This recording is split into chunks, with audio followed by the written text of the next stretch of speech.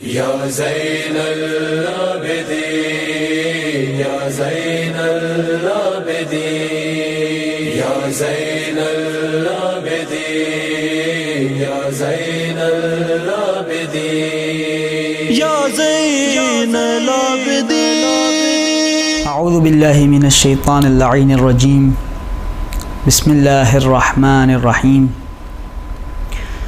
الحمد للہ ذی المن والإحسان وذی العز والسلطان الذي خلق الإنسان وعلمه البيان والصلاة والسلام على نبي الإنس والجان الإمكان وأبي الأكوان رحمة على الخلق من الرحمن وعلى آله الذين هم خلفاء الرب المنان لا سيما بقية الله الذي هو صاحب الزمان واللعنة الدائمة على أعدائهم من الآن إلى آخر الزمان. أما بعد. عزاداران مظلوم کربلا، بیمار کربلا سید الساجدین زین العابدین میرے اور آپ کے چوتھے مولا علی ابن الحسین علیہ الصلاۃ والسلام کی شہادت کے ایام قریب ہیں، اور اس سلسلے میں یہ ویڈیو ریکارڈ کروائی جا رہی ہے، اور اس گفتگو کا عنوان وہ خطبہ ہے جو میرے اور آپ کے چوتھے امام نے دربار شام میں یزید کے سامنے بیان فرمایا.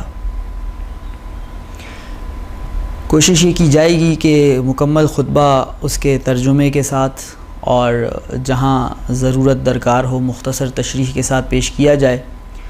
قبل اس کے کہ میں وہ روایت جس میں یہ خطبہ آیا ہے وہ آپ کے سامنے پیش کروں، ایک نقطے کی طرف توجہ دلانا ضروری ہے جس سے مجھے اور آپ کو اس خطبے کی اہمیت کا اور اس کی افادیت کا اندازہ ہو، اور وہ یہ کہ میرے مولا یہ خطبہ شام کے دربار میں ارشاد فرما رہے ہیں جہاں اس وقت یزید کی حکومت ہے. اس سے پہلے اس کے والد وہاں حاکم تھے، اور یہ قریب 3-4 دہائی سے اس شہر میں اور اس حکومت میں اس بات کو لازم قرار دیا گیا تھا کہ اہل بیت علیہم السلام کے خلاف پروپیگنڈا کیا جائے، تشہیر کی جائے، ان کی مذمت کی جائے، ممبروں سے انہیں سب و شتم کیا جائے، اور تمام تر حکومتی وسائل کو بروئے کار لاتے ہوئے، تمام تر مادی وسائل کو بروئے کار لاتے ہوئے، ہر طرح کے حربے کو استعمال کرتے ہوئے، خوف اور لالچ کا سہارا لیتے ہوئے 3 سے 4 دہائیوں تک اس سرزمین پر اہل بیت رسول کے خلاف ایک ماحول بنایا گیا اور لوگوں کی ذہن سازی کی گئی. اور صورتحال یہ تھی کہ جب 40 ہجری میں میرے اور آپ کے پہلے امام کوفہ میں شہید ہوتے ہیں تو شام کے لوگ اس پر حیرت کا اظہار کرتے ہیں کہ علی مسجد میں کیا کر رہے تھے. اور سن 61 ہجری میں جب نبی کے نواسے کو شہید کر دیا جاتا ہے تو شام کے لوگ یہ سمجھ رہے تھے کہ کوئی باغی تھا جس نے خلیفہ وقت کے خلاف بغاوت کی تھی، اس کی بغاوت کچل دی گئی ہے، اور اس باغی کے گھر کی خواتین کو کنیز اور بچوں کو قیدی بنا کر لایا گیا ہے. یہ اس معاشرے کا ذہن تھا، یہ اس معاشرے کی فکر تھی، اور یہ فکر کئی دہائی کی کاوشوں، کوششوں اور طاقت اور مال کے خرچ کرنے کے بعد بنی تھی. لیکن یہ خطبہ کیا خطبہ تھا جو میرے اور آپ کے چوتھے مولا نے اس سرزمین پر، اس جگہ پر چند الفاظ کا، شاید چند دقیقوں کا ایک خطبہ ارشاد فرمایا، اور اس ایک خطبے نے ان دہائیوں کی تمام تر محنتوں کو ختم کر کے رکھ دیا، ان کا اثر خنثی کر دیا۔ اور اس خطبے اور اس کے بعد اور اس سے پہلے ان ہستیوں کی طرف سے بیان کیے جانے والے خطبات اور فرامین کا نتیجہ یہ نکلا کہ وہ یزید جو خلیفہ تھا، جس نے لوگوں کو یہ تاثر دے رکھا تھا کہ یہ قیدی باغی گروہ سے تعلق رکھتے ہیں، وہ مجبور ہو گیا کہ خود انہی قیدیوں کو رہائی کا پروانہ دے، اور اسے یہ خوف لاحق ہو گیا کہ اگر انہیں مزید اس شہر میں رکھا گیا تو نقاب تو میرے چہرے سے ہٹ چکا ہے، کہیں ایسا نہ ہو کہ خلافت بھی میرے ہاتھ سے چلی جائے۔ لہٰذا مجھے اور آپ کو اس خطبے کو پڑھنا چاہیے، سننا چاہیے، اس پر غور کرنا چاہیے کہ یہ کیا الفاظ تھے جنہوں نے اتنا بڑا انقلاب برپا کر دیا، دہائیوں کی محنتوں کو دنوں میں خنثی کر دیا اور ان کا اثر ختم کر دیا۔ روایت بحار الانوار میں بھی منقول ہے، اعیان الشیعہ میں بھی منقول ہے، مناقب آل ابی طالب ابن شہر عاشوب کی اس کتاب میں بھی منقول ہے، دیگر بعض کتب میں بھی منقول ہے، اور بعض نسخوں میں کچھ مختصر سے اختلافات بھی پائے جاتے ہیں۔ بہر کیف میں روایت آپ کے سامنے پڑھنا شروع کرتا ہوں، اور یہ اس وقت کا واقعہ ہے جب اہل حرم کو دربار یزید میں پیش کر دیا گیا ہے۔ نہایت توہین اور اہانت استہزاء کے ساتھ اہل حرم اس دربار میں حاضر ہیں۔ وہ ہستیاں جو کائنات کی مالک ہیں انہیں قیدی اور اسیر اور کنیز اور یتیم بنا کر حاضر کیا گیا ہے۔ اس کے بعد روایت بیان کرتی ہے، امر یزید بمنبر و خطیب، یزید نے ایک ممبر نصب کروایا، ایک خطیب بلوایا، اور خطیب سے یہ کہا گیا کہ ممبر پر جائے اور مولا حسین کی اور ان کے آباء و اجداد کی مذمت بیان کرے۔ خطیب نے، بہر کیف درباری خطیب نے اپنی مالکوں کے احکام کو جاری کیا اور سوار ممبر ہوا، حمد و ثناء خدائی الہی کے بعد امیر المؤمنین اور حسین سید الشہداء کی مذمت میں کچھ الفاظ ادا کیے، اور یزید و معاویہ اور ان کے خاندان کی مدح سرائی کی۔ اور جب وہ خطیب اپنا خطبہ مکمل کر چکا، ایک مرتبہ میرے اور آپ کے چوتھے مولا سید الساجدین آواز بلند کرتے ہیں۔ روایت کا جملہ ہے، فصاح بہ علی بن الحسین، دھیمی آواز میں نہیں، بآواز بلند چیخ کر اس خطیب سے کہا کہ وائے ہو تجھ پر اے خطیب، اشتریت مرضات المخلوق بسخط الخالق، تو نے مخلوق کو خوش کرنے کے لیے خدا کی ناراضگی مول لی ہے۔ پھر اس کے بعد میرے مولا و آقا یزید کی جانب رخ کرتے ہیں۔ اب بعض دیگر نسخوں میں، بعض دیگر کتب میں یہاں میرے مولا کا اور یزید کا ایک مکالمہ بھی ذکر کیا گیا ہے، میں وقت کی کمی کو مد نظر رکھتے ہوئے اس کو چھوڑتے ہوئے آگے بڑھتا ہوں۔ میرے مولا یزید کی جانب رخ کرتے ہیں اور کہتے ہیں، یا یزید اتأذن لی حتی اصعد هذه الاعواد، اے یزید، اب دیکھیے میرے مولا کے لفظ لفظ پہ غور کیجئے، یہ لفظ لفظ معجزے سے کم نہیں ہے، جو ہر لفظ ان کی سالوں کی کاوشوں پر پانی پھیر رہا ہے۔ اے یزید اتأذن لی، کیا مجھے اجازت ہے، حتی اصعد هذه الاعواد، کہ یہ جو کچھ لکڑیاں تو نے نصب کر رکھی ہیں میں بھی ان پر سوار ہو جاؤں۔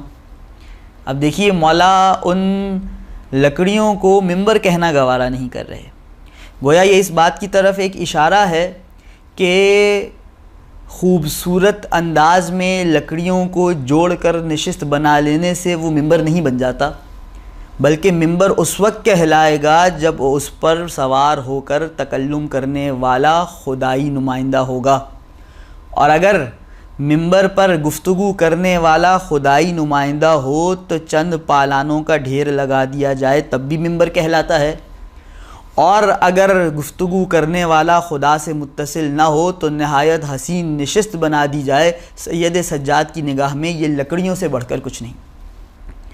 میرے مولا کہتے ہیں، فَأَتَكَلَّمْ بِكَلِمَاتٍ لِلَّهِ فِيهِنَّ رِضَا وَلِهَؤُلَاءِ الْجُلَسَاءِ فِيهِنَّ أَجْرٌ وَثَوَابٌ، میں بھی کچھ ایسے الفاظ کہوں، یہ شخص جو الفاظ کہہ کر گیا ہے اس نے مخلوق کو خوش کرنے کے لیے خدا کو ناراض کیا، اب سجاد کچھ ایسے الفاظ بیان کرتے جس سے خدا بھی راضی ہو جائے اور یہ جو بیٹھے سن رہے ہیں ان کے بھی اجر و ثواب کا، ان کے لیے بھی اجر و ثواب کا باعث بنے۔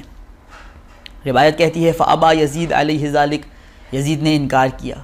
اب آپ یہ محسوس کیجئے کہ جب امامت اور خلافت کا سامنا ہوتا ہے ہمیشہ آپ کو خلافت کی پسپائی اور امامت کی سربلندی نظر آتی ہے۔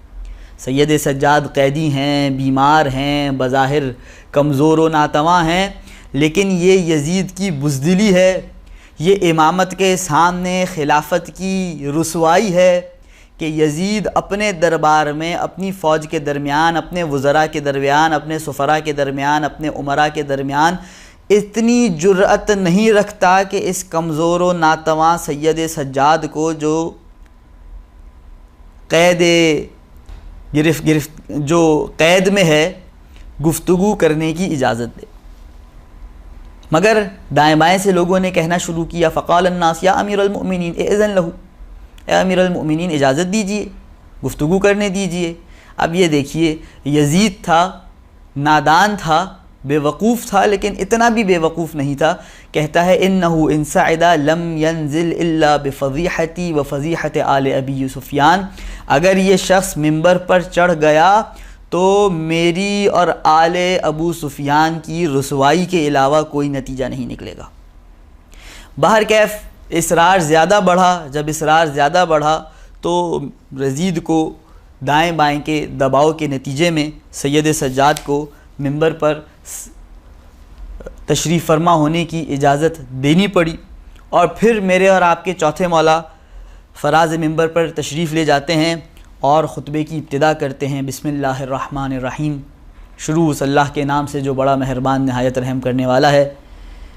الحمد للہ الذی لا بدایۃ لہ، خدا کی قسم یہ آپ اس بات کو محسوس کیجئے، اس کو سمجھنے کی کوشش کیجئے کہ کسی شخص کے باپ، بھائی، شیرخوار بھائی اس کے سامنے شہید ہو چکے ہوں، مائیں بہنیں بے پردہ ہوں، قید کی حالت میں ہو، کئی روز کا سفر طے کر کے آ رہا ہو، بازو بھی زخمی ہوں، پیر بھی زخمی ہوں، گرمی، بھوک اور پیاس بھی اپنی جگہ اذیت پہنچا رہی ہو، ذہنی دباؤ بھی ہو، جسمانی دباؤ بھی ہو، اس تمام تر کے باوجود اب سید سجاد جب ممبر پر سوار ہو کر خطبہ شروع کرتے ہیں تو توحید کی عمیق ترین بحثوں سے ابتدا کرتے ہیں۔ الحمدللہ الذی لا بدایۃ لہ، تمام تعریفیں اس خدا کی ہیں جس کی کوئی ابتدا نہیں، والدائم الذی لا نفاد لہ، اور وہ ہمیشہ رہنے والا ہے، اس کی کوئی انتہا نہیں، والاول الذی لا اول لاولیتہ، خدا کی قسم بڑے خوبصورت جملے ہیں۔ توحید کو اگر یہ ہستیاں نہ سمجھاتیں تو بظاہر تو ہم خدا کی عبادت کر رہے ہوتے، لیکن حقیقت میں اپنے ذہن کے تراشے ہوئے کسی بت کی ہی پوجا کر رہے ہوتے۔ الاول الذی لا اول لاولیتہ، سن لو اے مسلمانوں، وہ اول ہے، وہ پہلا ہے، لیکن وہ تمہارے جیسا پہلا نہیں کہ کوئی دوسرا آئے گا تو پہلا پہلا بنے گا۔ الاول الذی لا اول لاولیتہ، اس کو اول بنانے کے لیے کسی دوسرے نے آ کر اسے اول نہیں بنایا۔ والآخر الذی لا مؤخر لآخریتہ، دیکھو وہ آخر بھی ہے، لیکن تم اپنی زبان میں آخر اسے کہتے ہو جس سے پہلے کوئی ہو، یہ وہ آخر ہے جس سے پہلے کوئی نہیں جس نے اسے آخر بنایا ہو۔ الباقی بعد فناء الخلق، یہ خلق فنا ہو جائے گی، صرف اس کی ذات باقی رہنے والی ہے۔ قدر اللیالی والایام، ان شب و روز کی تقدیر اسی نے لکھی ہے۔ وقسم فیما بینہم الاقسام، شب و روز کے درمیان جو چیزیں بانٹی ہیں وہ اسی نے بانٹی ہیں۔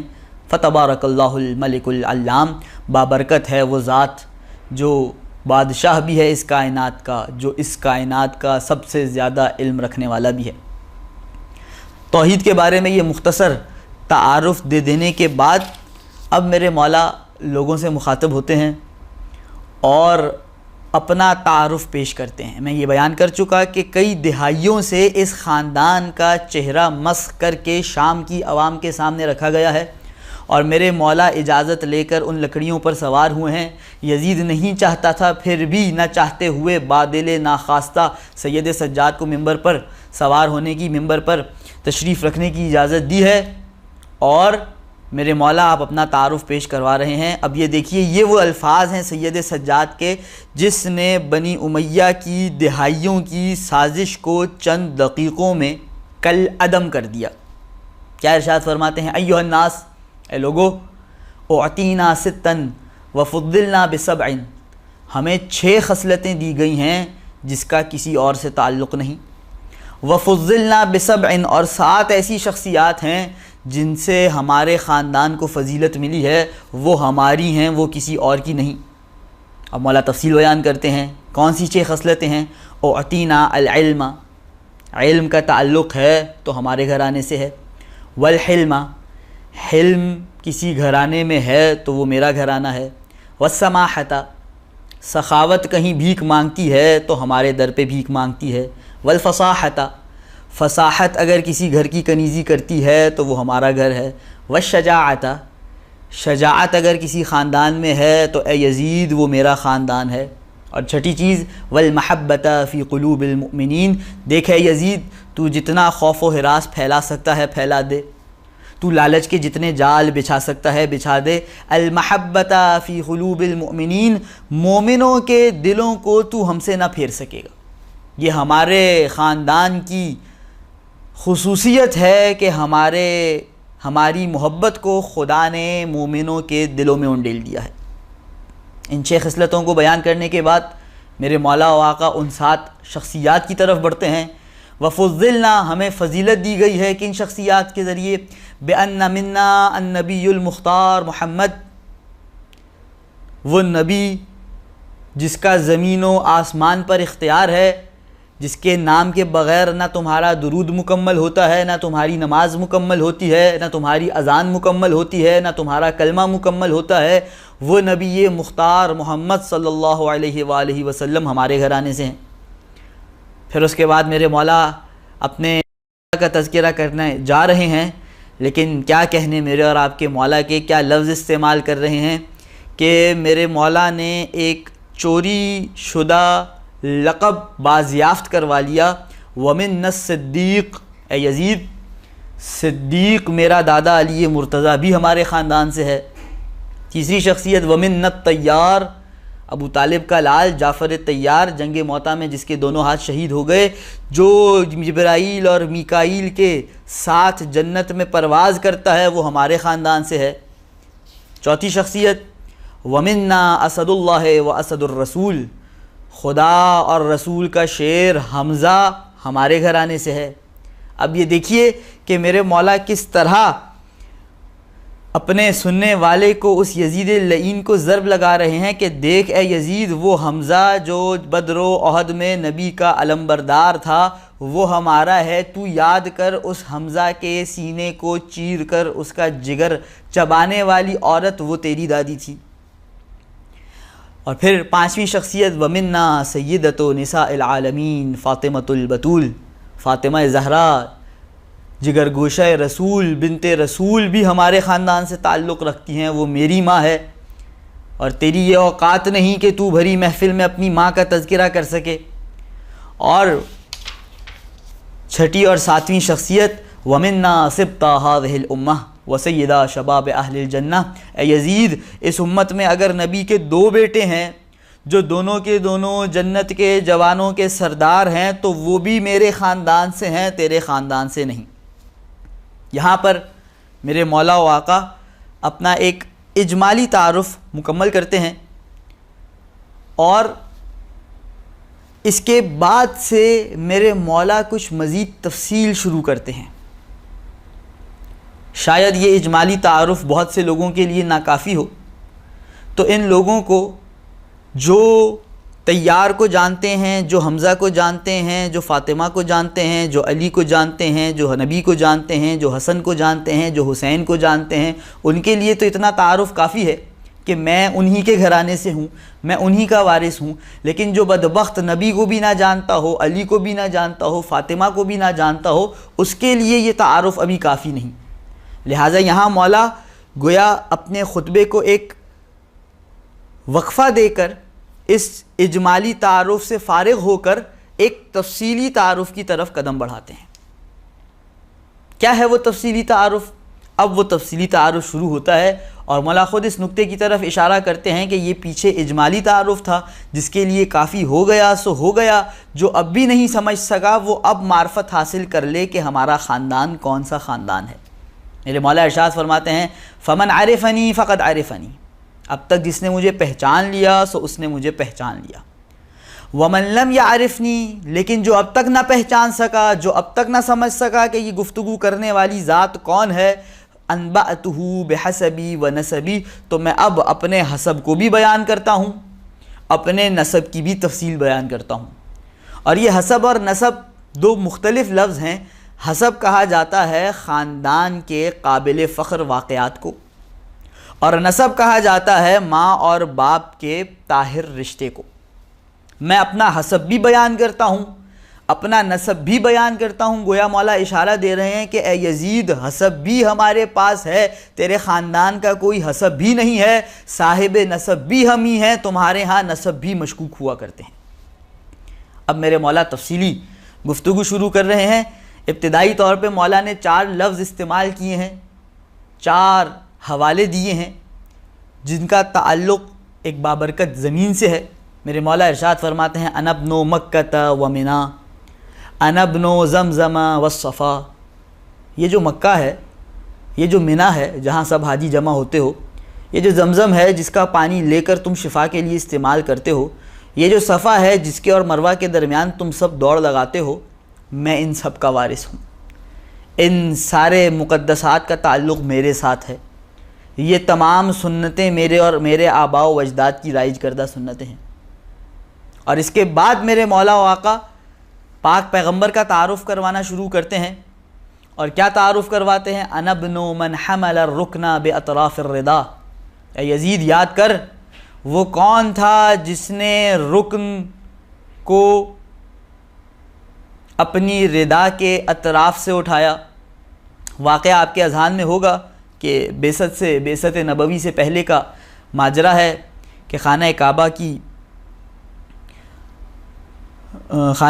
کی تعمیر درکار تھی، اور حجر الاسود جو ہے وہ اپنے مقام سے، رکن میں اپنے مقام سے گر چکا تھا۔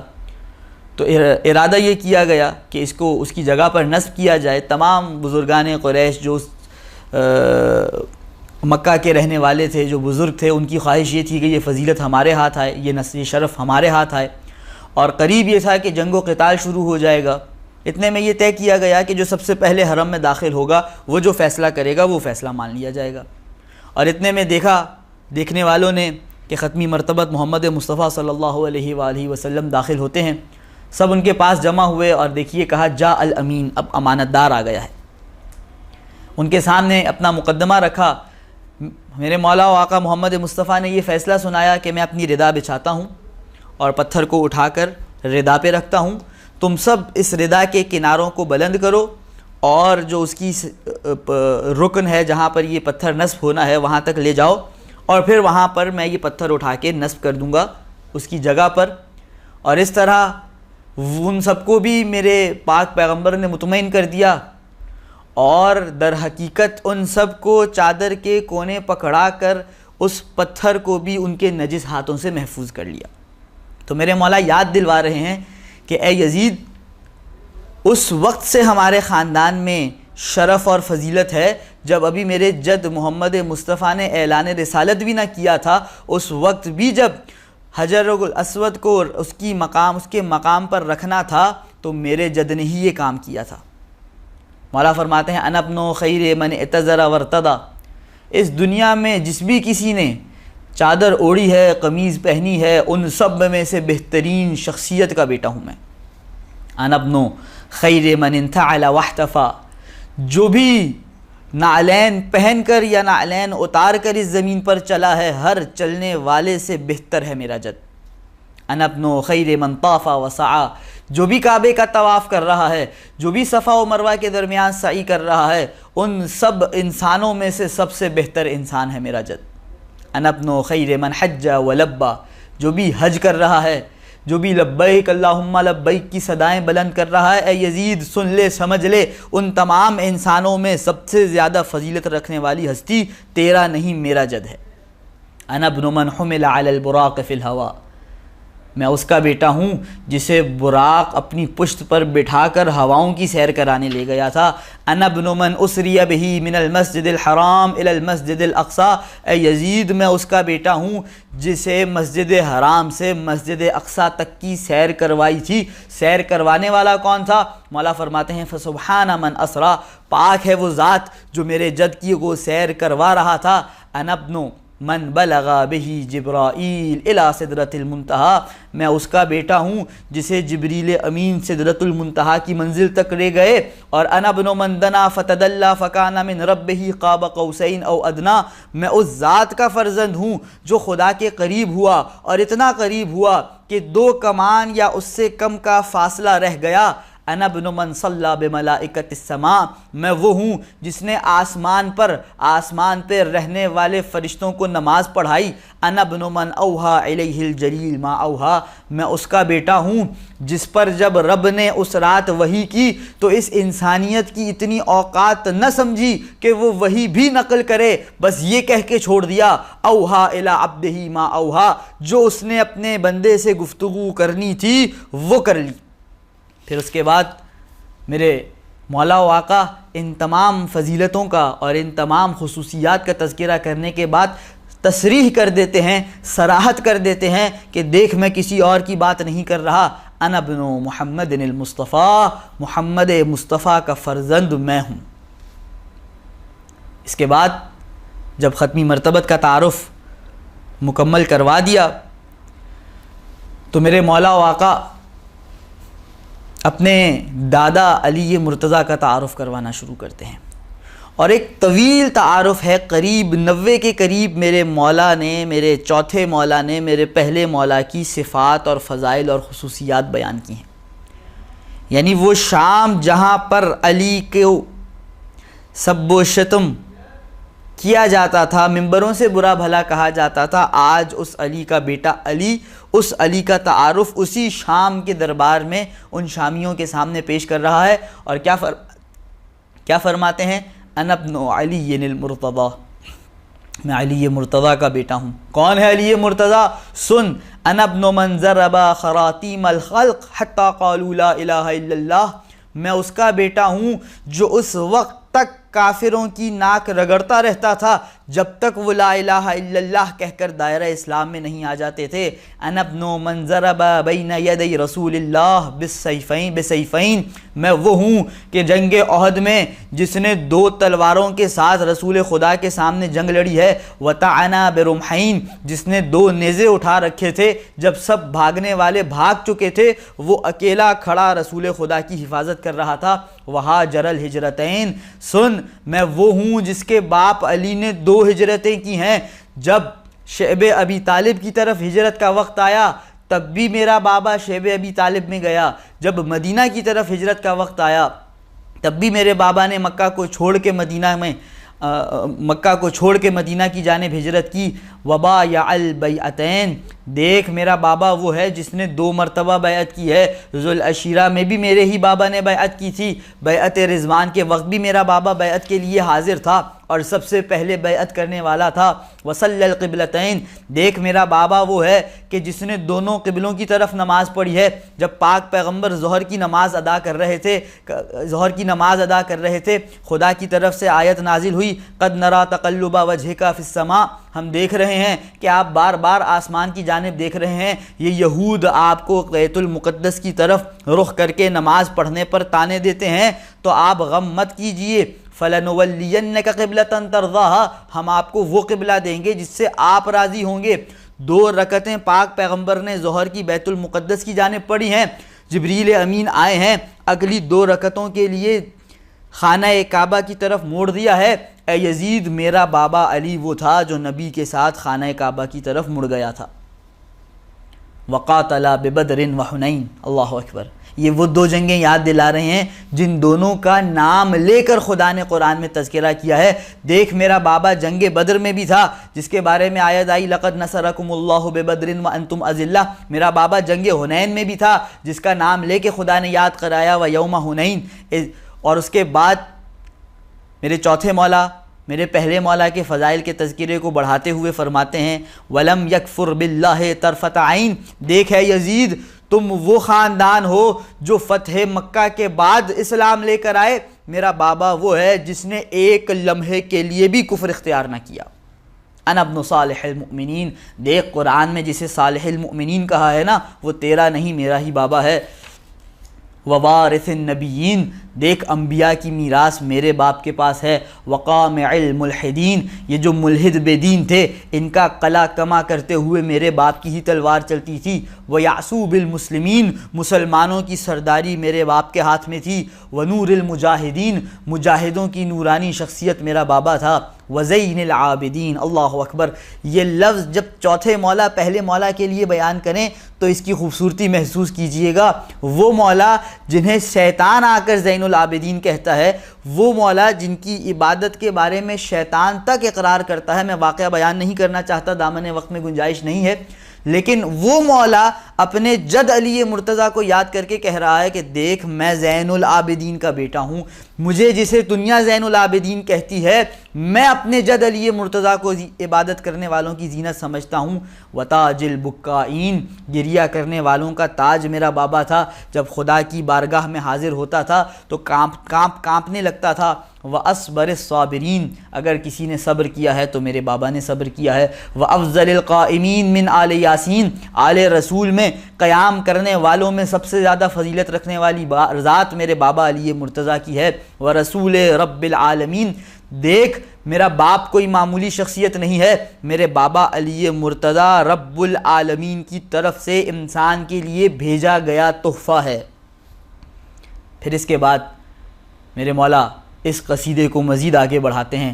انا ابن المؤید بجبرائیل المنصور بمیکائیل، دیکھ میں اس کا بیٹا ہوں جو جب جنگوں میں جاتا تھا تو پروٹوکول کے لیے دائیں بائیں جبرائیل و میکائیل مدد کے لیے حاضر ہو جاتے تھے۔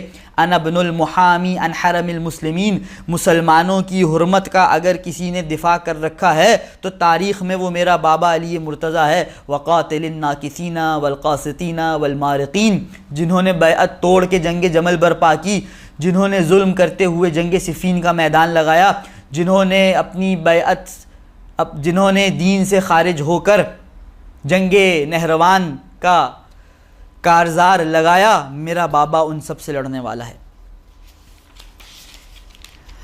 والمجاہد اعداءہ الناصبین، میرے بابا اپنے ناصبی دشمنوں سے جہاد کرنے والے ہیں۔ وافخر من مشى من قریش اجمعین، قریش میں سے جس بھی ذات نے زمین پر قدم رکھا ہے، جو سب سے زیادہ قابل فخر ذات ہے وہ میرے جد علی ابن ابی طالب کی ذات ہے۔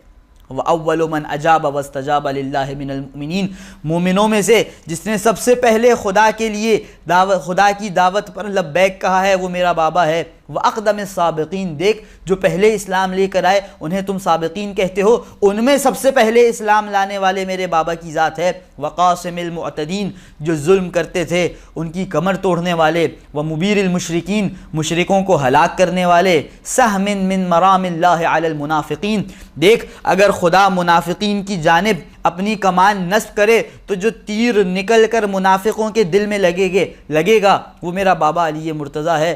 ولسان حکمت العابدین، عبادت کرنے والے جب حکمت کی زبان بولیں تو علی علی بولیں گے۔ وناصر دین اللہ، دیکھ میرا بابا دین خدا کا ناصر رہا۔ وولی امر اللہ، میرا بابا خدا کے امور کا متولی رہا، میرے بابا خدا کے امور کا صاحب اختیار رہا، خدا نے اپنے امور کا اختیار میرے بابا کو عطا کر رکھا تھا۔ وبستان حکمت اللہ، خدا کی حکمت کا کوئی باغ ہے تو وہ علی مرتضیٰ کی ذات ہے۔ وعیبت علم اللہ، خدا کے علم کا خزانہ۔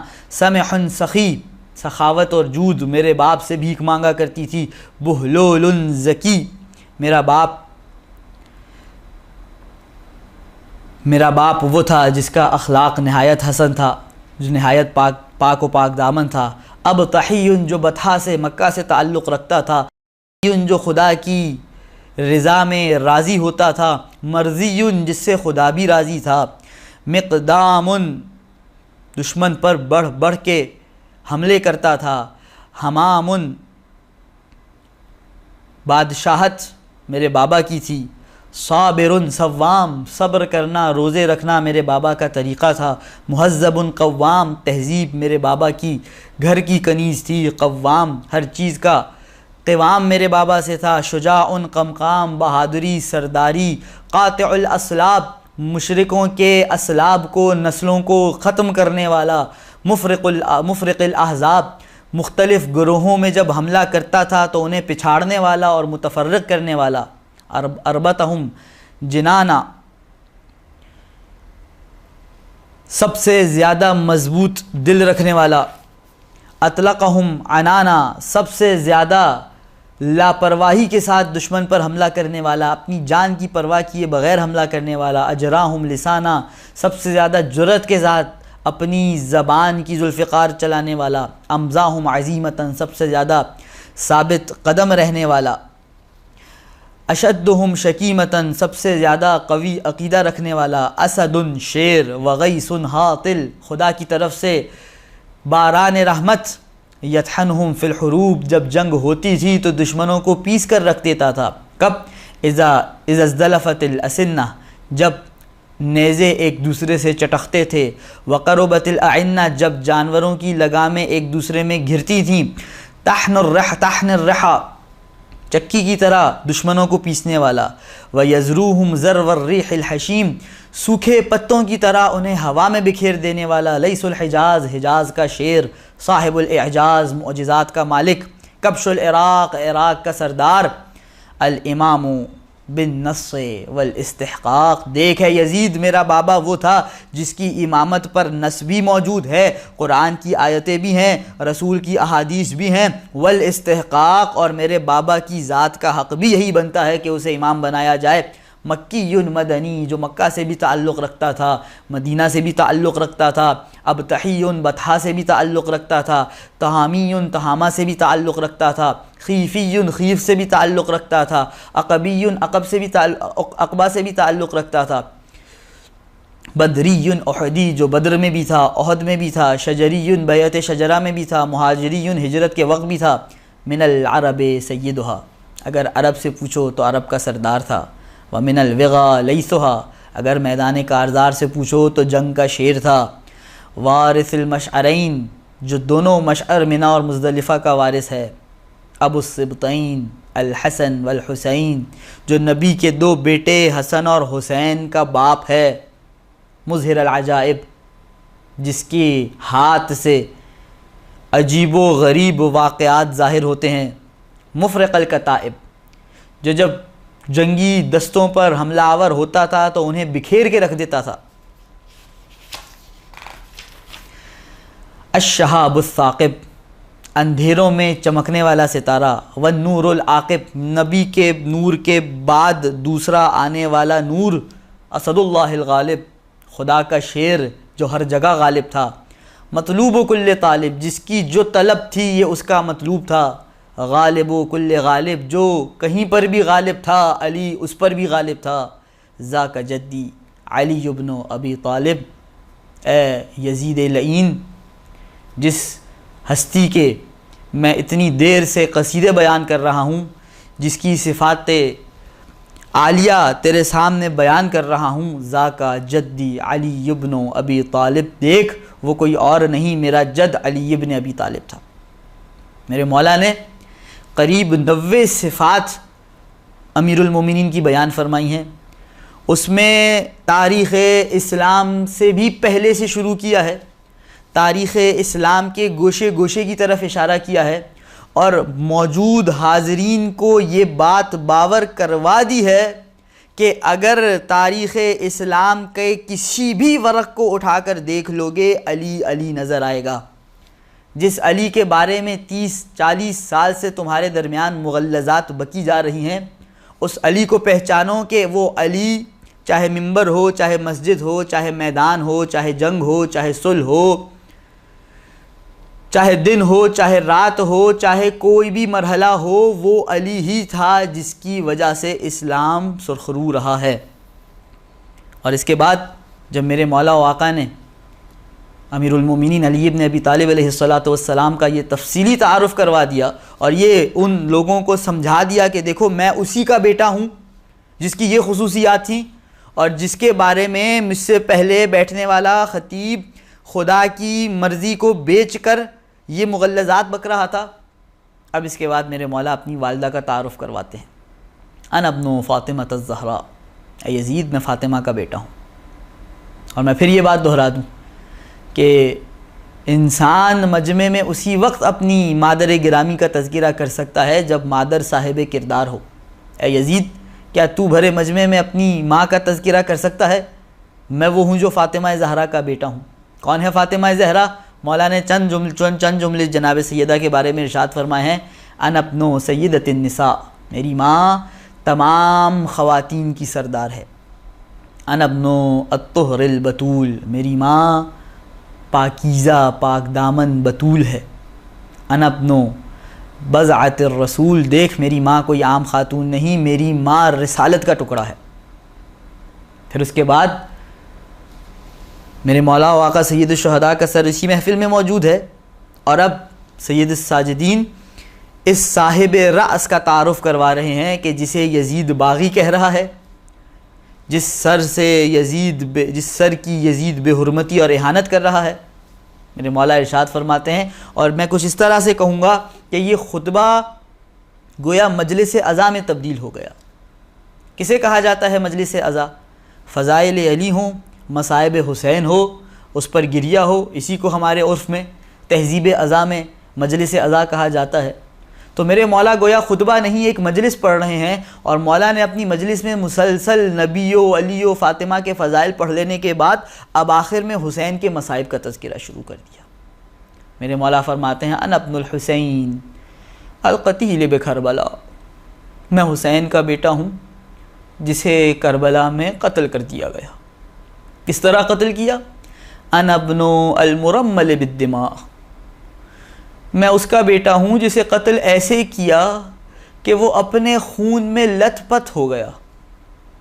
انا ابن من بکا علیہ الجن فی الظلماء، وہ جب اپنے خون میں کروٹیں بدل رہا تھا تو یہ اپنے آپ کو مسلمان کہنے والے تو جشن منا رہے تھے، لیکن تاریکیوں میں موجود جنات بھی اس پر گریہ کر رہے تھے.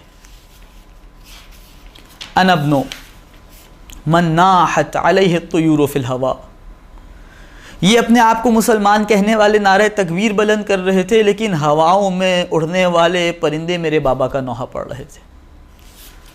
اور یہ مجلس عزا کا جو سلسلہ، یہ مصائب کا جو تذکرہ سید سجاد نے شروع کیا، روایت کہتی ہے مولا بار بار کہتے تھے انا میں فلاں کا بیٹا ہوں، میں فلاں کا بیٹا ہوں.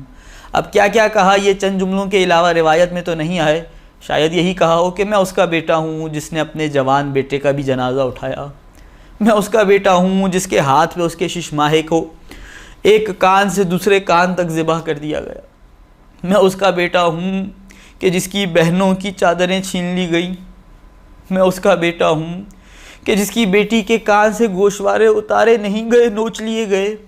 میرے مولا انا میں فلاں کا بیٹا، میں فلاں کا بیٹا کہتے رہے، حتی زج الناس بالبکاء والنہیب، یہاں تک کہ لوگ دھاڑیں مار مار کے گریہ کرنے لگے. وخشی یزید ان تکون فتنہ، اب یزید کو خوف لاحق ہوا کہ یہاں فتنہ برپا ہو جائے گا، یہاں انقلاب برپا ہو جائے گا. فامر المؤذن ان یؤذن، یزید نے مؤذن کو حکم دیا کہ اے مؤذن اذان دے. فقطع علیہ الکلام وسکت، میرے مولا نے کلام کو روک لیا، خاموشی اختیار کی. مؤذن نے اللہ اکبر کی صدا بلند کی. میرے مولا نے ارشاد فرمایا کبرت کبیرا لا یقاس، تو نے اس بزرگ ہستی کی بزرگی بیان کی ہے جس کا کوئی بیان نہیں ہو سکتا. لا یدرک بالحواس، اسے حواس کے ذریعے اس کا حواس کے ذریعے ادراک نہیں کیا جا سکتا. لا شیء اکبر من اللہ، خدا سے بڑھ کر کچھ نہیں ہے.